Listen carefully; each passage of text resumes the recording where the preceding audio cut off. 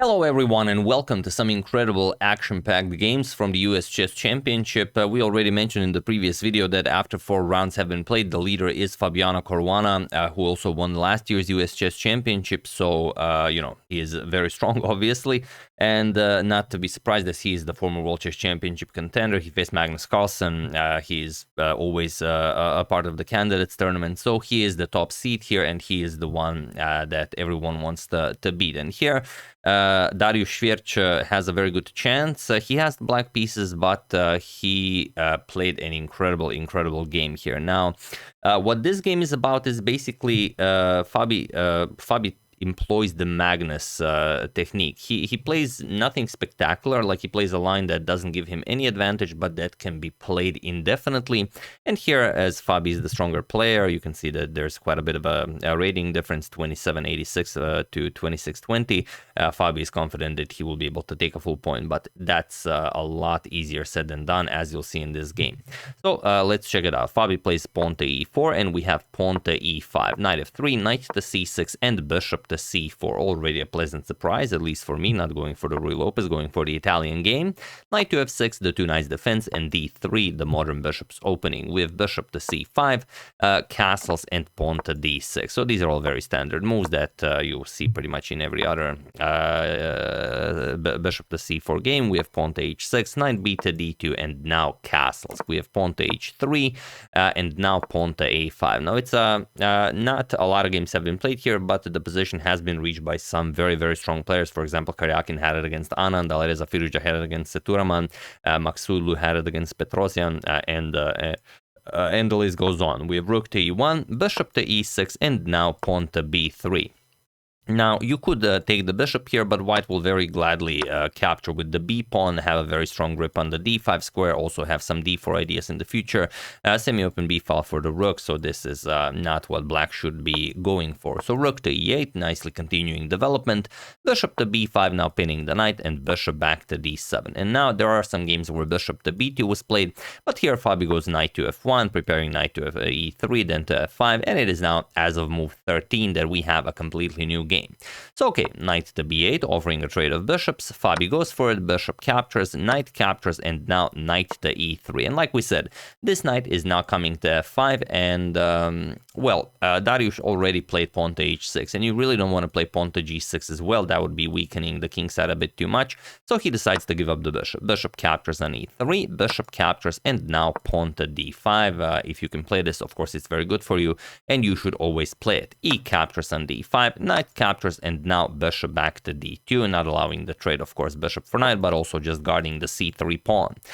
Pawn to c5, stopping any expansions that Fabi might try.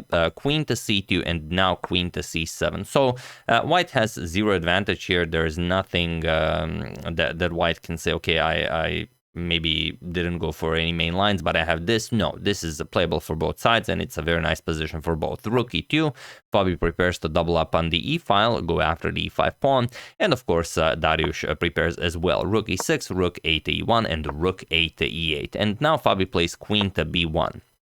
With some ideas of maybe advancing the pawn to b4 in the future.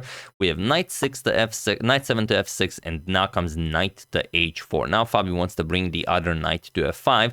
The problem with b4 right away, as I'm sure you guys want to play it, is that once everything gets traded off, okay, you have to capture with the bishop, but now you lost control over the f4 square, and now something like knight to f4, and black is already very strong, attacking the rook, putting pressure on the d3 pawn. The queen can come and help out with the attack on the d3 pawn. You didn't really gain anything, so if anyone is to be preferred here, it is definitely black. So here, knight to h4, now Fabi tries to bring the other knight to the f5 square, and now pawn to b6. We have knight to f5, so the first part of Fabi's plan has been developed, and you'd probably expect, what would you expect here? Maybe it's a really strong square for the knight, maybe just kick it away right away. So we could play that, and it is definitely okay. You could capture, let's say queen captures, white gets b4 in, c captures, and after a captures and bishop captures, now you figure out what to do with the queen. Let's say queen d8, the d3 pawn is a backwards pawn, and you will have problems with that pawn. The queen will be nicely centralized on d4, so, you know, you could play that definitely. But he goes for queen to d7. Now, it's very hard to beat someone who is satisfied with a draw from the starting position. But the Dariusz, as we are constantly reminded throughout the game, did not come here to just fight for a draw. He wants to actually beat Fabi with black. So here we have knight back to h4, knight to h5, and now pawn to g3, taking away the f4 square from Dariusz's knight. So we have knight h to f6, and now knight back to f3. Fabi goes after the e5 pawn now. It's attacked 3 times, and you'd probably expect queen to c7 or queen to d6, just defending the pawn here. But no, he says your h3 pawn is undefended, and I'm gonna take that into consideration, and he plays rook 6 to e7. It seems like sort of a waiting move, not really doing anything, but he's just offering an exchange of pawns, the e5 pawn for the h3 pawn, to make something happen, not to keep the position as it is. And that's a good mindset to have against strong players. You never want to have, just blockade the position against a strong player.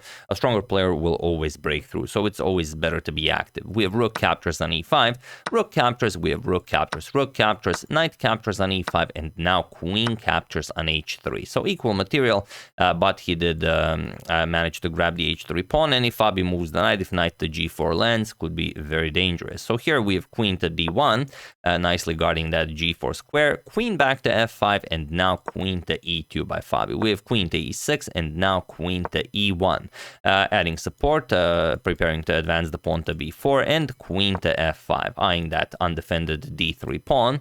King to g2, not undefended, but if the knight moves, it will be undefended. King to g2, and now pawn to h5. Now Dariusz is going after Fabi's king. We have pawn to c4.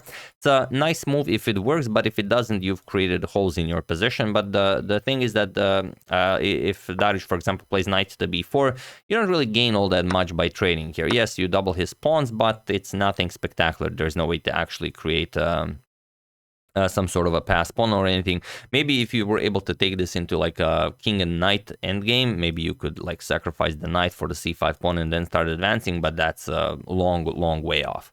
So c4, attacking the knight, and just knight back to c7, and now comes queen to e2. We have knight to e6, the knight can now come to d4, excellent square, and knight back to f3, defending against this. And here we have king to f8.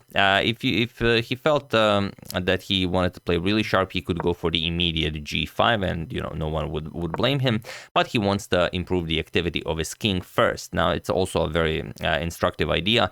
In your own games, when you will be playing, it will be very hard to evaluate whether to play king f8 or g5 first, because okay, once the position trades down, let's say queens get traded off, maybe it goes into a bishop and knight endgame, you want your king as close to your b6 pawn as possible. It's the base of the pawn chain, so it could be a very useful move. On the other hand, it could also be just a waste of a tempo. That is the fate of everyone who plays chess. You have to make decisions like this all the time. Bishop to c3, and now pawn to g5. Okay, we have knight to d2 by Fabi, pawn to h4. We have knight to e4 now, adding more support here, and knight to e4 is an excellent move, because if the position trades down, like if you trade knight for knight, and if the queens get traded off the board, then Fabi is left with a knight, a bishop against a knight, and all of Dariusz's pawns are on dark squares. Fabi has a dark square bishop, so those are all potential targets. So Fabi plays e4, knight to e4 with great confidence, as he knows a trade of knights definitely favors him due to the pawns being on dark squares on the queen side. So here you could throw in a nice h captures on g3 if you wanted. For example, h captures, f captures, then you trade knights. For example, d captures, you move the queen, the game continues. However, we have knight captures on e4 first, d captures, and queen to h7, keeping the tension. Now queen to g4 by Fabi, h captures on g3, f captures, and now king to e7. Now, as the position is getting traded down, it is better, of course, for the king to be closer to the action as possible. Queen to f3, and now queen to g6. We have queen to d3, Fabi preparing to nicely centralize the queen with queen to d5, and queen to h5. We have bishop to e5, now trying to get some action here against the black king. So king to e8, and now we have king to g1. We have queen to g4, and now bishop to f6. Now the knight is sort of paralyzed. If you move the knight, you're going to get checkmated. So Dariusz has to go back with the king. King to f8, we have king to f2, and now king to g8. Again, you can't move the knight while the king is on f8, because this would again be checkmate. The bishop covers e7 and the g7, as well. And here Fabi says, well, if I can trade queens here, then my bishop should be better than a knight, as all of these pawns are on dark squares. And he goes for it. Queen to d5. Now, the idea is, of course, queen to a8 check, followed by queen to h8 check. And, of course, there's no way to stop this. So Dariusz has to prepare for it. And he prepares with queen to h5. Okay, queen to a8 with check, king to h7. Queen to h8 with check, king to g6, and now queen captures on h5. Fabi goes for the queen trade, as his bishop will now try to win those pawns on dark squares. King captures, and now bishop to e5. He wants to play bishop to b8 and bishop to a7, but as we always say, knights are tricky bastards. Just because the plane is on both sides of the board doesn't mean that the knight is helpless or anything. King to g4, and now bishop to b8. We have pawn to f5, and now Fabi has to decide whether he has time to go after the pawns right away, or does he have to react to this? If he goes bishop to a7 right away, then f4 will end up in a pretty quick draw. Pawn captures, king captures, bishop captures on b6, king captures on e4, and after bishop captures on a5, you will have knight to d4. You will go after the b3 pawn, it's impossible to defend. Bishop c3, knight captures, and now after a5, you will also just sacrifice the knight and pick up the c4 pawn, and that's pretty much it. Once you capture the pawn, it's a draw. If anything, only black can win this position. Yeah, of course, Fabi would not lose this position, but only black can win.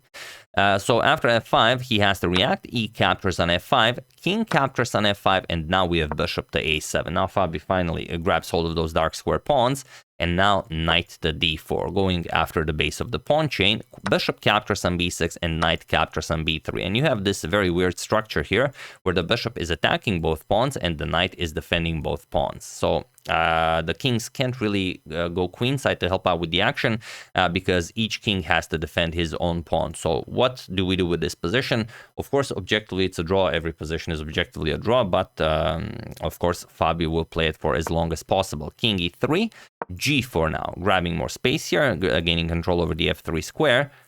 Bishop to c7. Now comes a very strong idea, limiting the movement of the black king. So the knight cannot move. If the knight moves, you will just gobble up the a5 pawn. The pawns cannot move, so the only piece Dariusz has that can move is the black king, and now you are taking away some squares from the black king.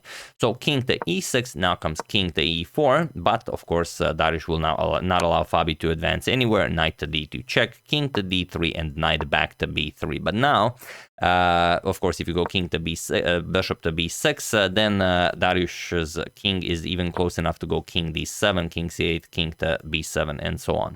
So Fabi goes bishop to f4, and now comes king to f5. Here, interestingly, the only move for Dariusz is knight to d4, but he played king to f5, as you know, many of us would, but now it's time to win the game for Fabi. And it's really, really tricky. Why king to f5? I mean, it's basically a tempo game. One tempo wins it or loses it or draws it. Feel free to pause the video and try to find the only winning move for Fabi while I give you a couple of seconds.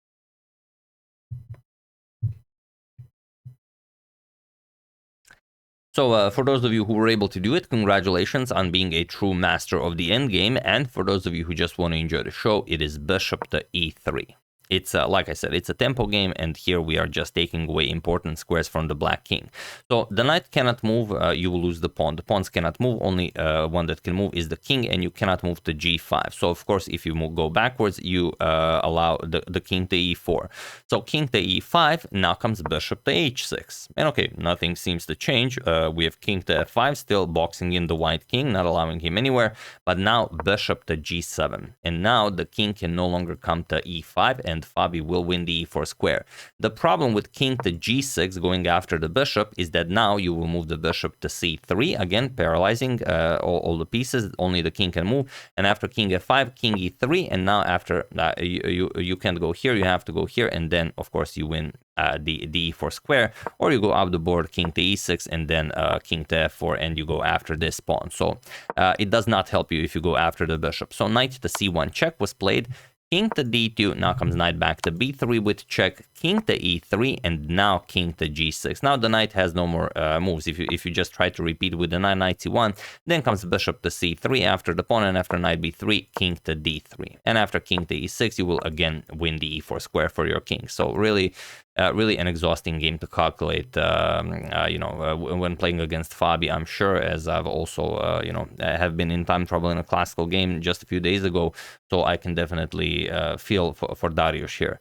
He played king to g6, but now we basically transpose into that position that we already discussed. Fabi played bishop back to b2, king to f5, and now bishop to c3. So just nicely triangulating, winning the position over, because you wanted this position where it's black's move, you do not want the disposition where it's white's move, and a bishop is a marvelous piece to triangulate with. You can just, move it along this diagonal and choose squares that, are good for you. So if you go here, then of course king to f4, Dariusz went king to g5, but now king to e4. Fabi wins the e4 square for his king, king to g6, now king to f4, king to h5 with king to f5, and now of course if you move the king, you lose the pawn, so the knight has to move. Knight c1, now bishop captures on a5. We have knight to e2, going after the g3 pawn, but of course Fabi just defends it. We have knight to d4 with check, king to e4, and now knight to c6. Of course, Fabi could just play a5, but he doesn't rush it. He plays bishop to d6. He wants to make it as clean as possible. Knight to a5, bishop captures. Sorry, not even that. He played king to d5 first. King to g6, and now bishop captures on c5. We have king to f5, and now bishop to b6 was played. And he was in this position on move 80 that Dariusz Swiercz resigned the game, as there is nothing more to be done here. Fabi wins a masterclass here in a bishop versus knight endgame, and well, you've seen how much it takes and how long you have to play in order to prove your advantage. And it wasn't winning by default. He could actually defend this with knight, but it's tricky. You have to find it will not always be a move like, okay, I play this and defend this. It will be, you have to play this in order to fork your opponent in 7 moves, and then it's a draw. So that's why it's a bit easier to play with the bishop. But if you know what you're doing, of course you can always hold it. But they played a lot of moves. Dariusz was also very long time. I think he was down to his last minute when the game ended. So it was incredibly difficult to make these decisions. Now you either move the knight. If you go here, then we can even trap the knight because the bishop covers the d8 square. And if you go back, of course, just a5, and that's it. You will promote your pawn to a queen. If the knight sacrifices itself for the pawn, then this pawn wins. So it is, of course, pointless to continue. So yeah, Fabi wins a brilliant game. Also, he won a very nice game against Jeffrey Xiong. That's why he is up to 3 points, and these are the standings if you missed my previous video on the US Chess Championship. So Fabi in first place with 3 out of 4, followed by 3 people in the lead: Hans Niemann, Sam Shankland, and Abhimanyu Mishra. Then comes with 2 out of 4 Dominguez Perez Linier, Wesley So, Samuel Sevian, and Levon Aronian, Andrew Tang, Jeffrey Xiong, and Dariusz Swiercz on 1.5 points. And Ray Robson, even though he's an incredible player, currently on 1 out of 4 because it's just a fully packed field of incredibly strong players. Someone always has to be in last place. What are you gonna do? So yeah, that's the game. Hope you guys enjoyed it. Hopefully you will be able to take something from this in your own games. And it all came basically down to this point where I believe, no, not even here, like even like here, when Fabi felt that he could confidently play knight to e4 because of all of these pawns are on dark squares, he has a dark square bishop. It helps. It just helps a lot. Sometimes you will be able to hold a position with tactics. Sometimes you know that it's much easier to play and find moves if you know that every trade favors you. Like if you know you have a better pawn structure, if you have a better endgame, then you don't have to avoid trades. When you have a worse position, that maybe objectively it's a draw, but you will have to avoid trades. It's much more difficult to calculate. Also something to take into consideration.